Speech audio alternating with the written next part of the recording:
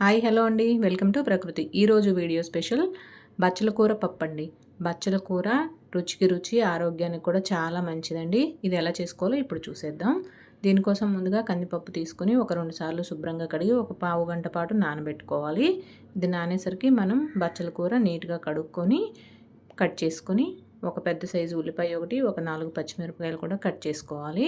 కొంచెం చింతపండు కూడా నానబెట్టుకొని పెట్టుకోవాలి. ఇప్పుడు ఈ కట్ చేసిన బచ్చల కూర, ఉల్లిపాయ, పచ్చిమిర్చి పప్పులో వేసుకోవాలి.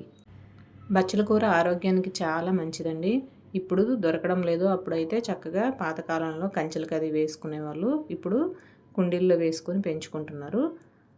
ఇప్పుడు మనం కట్ చేసుకున్నవన్నీ వేసుకుని ఒక అర చెంచా జీలకర్ర, ఒక అర చెంచా పసుపు, ఒక అర చెంచా కారం కూడా వేసుకొని ఇప్పుడు కుక్కర్ మూత పెట్టుకొని విజిల్ పెట్టుకొని ఒక 4 విజిల్లు వచ్చిన వరకు ఉడికించుకుంటే పప్పు చక్కగా ఉడికిపోతుంది.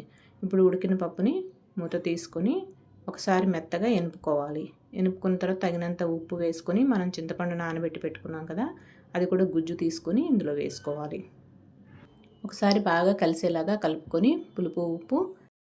ఇప్పుడు స్టవ్ వెలిగించుకొని గిన్నె పెట్టుకొని ఆయిల్ వేసుకొని ఆయిల్ వేడెక్కిన తర్వాత ఆవాలు, జీలకర్ర, ఎండుమిర్చి, వెల్లుల్లి రెమ్మలు చితక్కొట్టుకొని వేసుకోవాలి. 2 రెమ్మలు కరివేపాకు కూడా వేసుకొని వేగిన తర్వాత కొంచెం ఇంగువ వేసుకుంటే టేస్ట్ చాలా బాగుంటుంది పప్పు.